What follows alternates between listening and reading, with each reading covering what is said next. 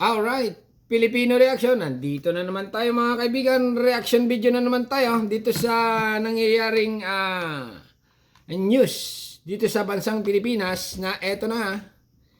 Chinese na naman. Okay, mga Chinese na naman arestado. Ahente ng National Bureau of Investigation. 12 Chinese na umunoy kahina-hinala ang aresto sa isang exclusive subdivision sa Muntinlupa City.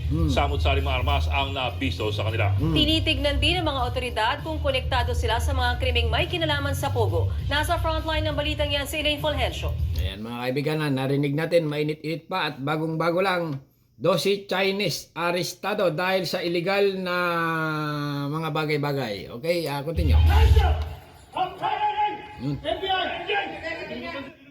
Sinalakay ng mga ahente ng National Bureau of Investigation NCR ang 3 bahay sa isang exclusive subdivision sa Muntinlupa City. Isa-isa nilang pinasok ang mga kwarto. Ilan sa mga ito, pahirapang buksan ang pintuan. Open. Sinubukan ding pumalag ng ilang sospek. 12 Chinese ang inaresto. Base sa investigasyon, nakatanggap ng report ang NBI sa umano'y kahina-hinalang kinikilos ng mga Chinese. Nako. Alright, pasensya na mga kaibigan ko na kasi nainitan ako. Naglaro ko ng basketball kanina. Okay? Bago siyempre, pawisan. Alright? Ganito yan ang nangyari mga kaibigan. Itong mga Chinese na ito, talagang pasaway talaga ito. Okay? Dumadala ng baril. Ngayon, nakita ng barangay. Na ito nga, mga Chinese nito, loko-loko. Matitigas ang ulo. Di baril dito. Ayun. Okay? Nireport ng barangay. Kaya itong mga kapulisan ay agad nagsagawa ng operation.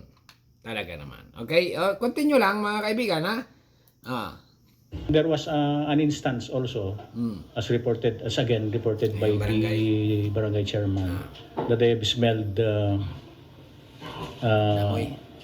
something like marijuana. Oh, ganun.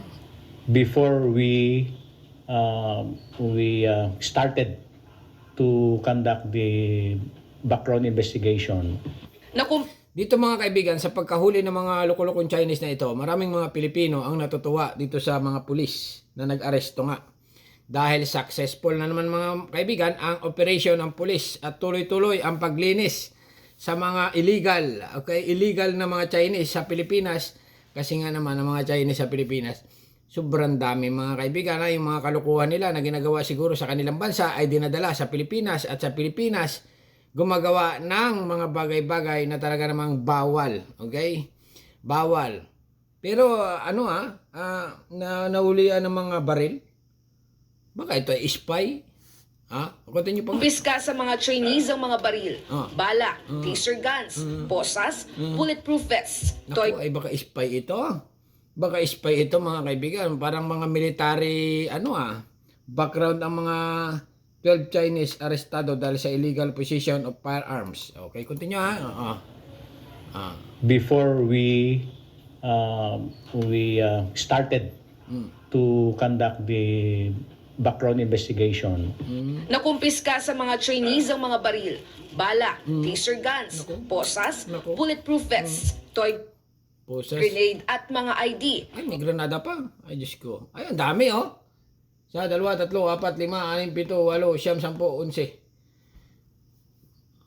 11. Ang naisip ko lang, baka ito ay mga naaresto na dati. Ngayon ay pa-aresto ulit. Wag naman sana. Okay? Yung mga dati kasi, napadeport na yon. Okay? Yung iba, sa China. Alright? Pero yung iba ay nakakulong daw mga kaibigan. Sobrang dami niyan.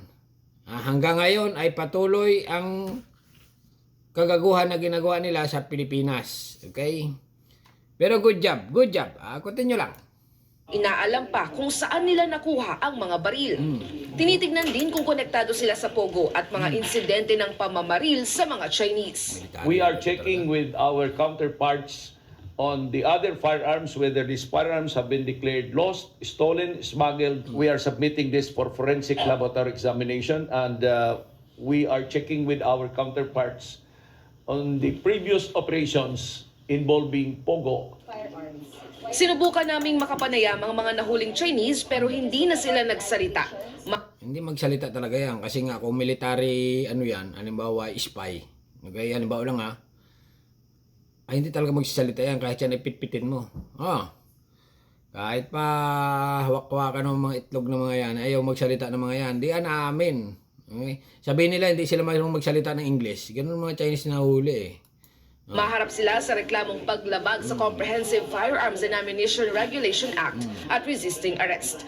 Nakikipag-ugnayan ng NBI sa Bureau of Immigration para alamin kung lehitimo ang pananatili nila dito sa Pilipinas. Sigurado, illegal lahat yan.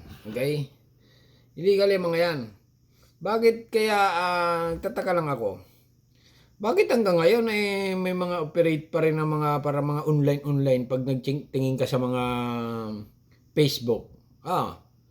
May mga nagpo-promote pa rin mga vlogger na mga ganito. Madali lang. Pogo yan eh. Pogo. Yung Pogi. Ano ba yun? Pigo. Pigo pala. Okay, ibig sabihin mga kaibigan pala. Kaya, tama. Okay, kaya pala may mga online gaming pa rin.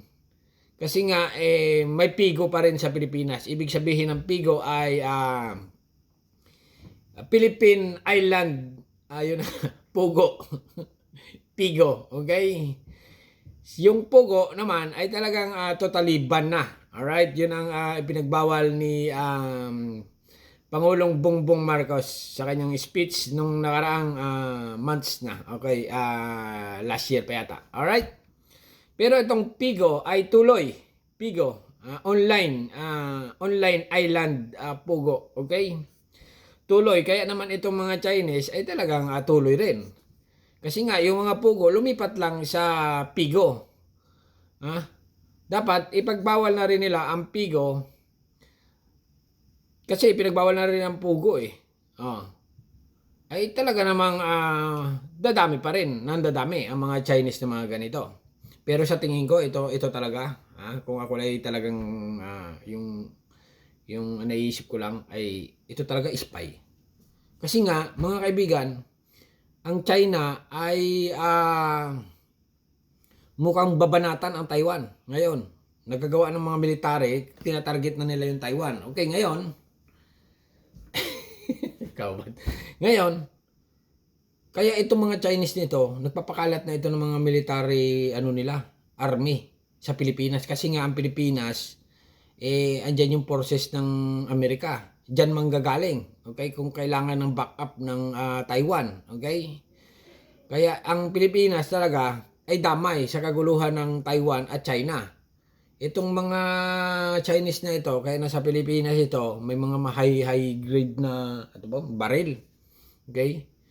Siyempre, baka ito ay talagang spy ito na lalaban ito sa sabotahe ng plano ng mga ganito, ganyan. Kasi nga, paggira, mahirap na. Alam na mga utak ng mga military.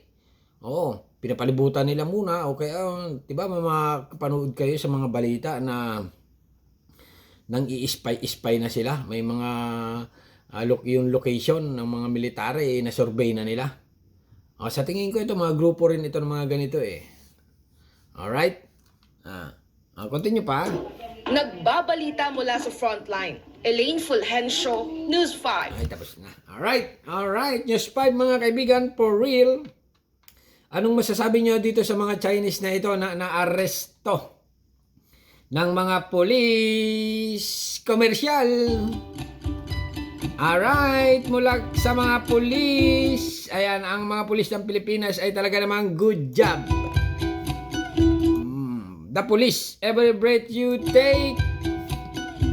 Ay, grabe. Sobra na ang nangyayari sa bansang Pilipinas. Okay, politics hanggang ngayon ay nanatiling meron at wala. Okay, BBM at Duterte. Alright. Ang isipan ng tao ngayon hanggang ngayon ay naguguluhan. Okay? Kasi nga hindi na malaman kung sino ang kakampihan nila. Kay Tatay D or kay PBB. Alright. Police every breath you take, every move you make, I'll be watching you. Alright, hanggang dito na lang mga kaibigan at medyo mahaba ng aking reaction at ano masasabi nyo, subscribe my channel, don't forget comment. Bye bye, thank you.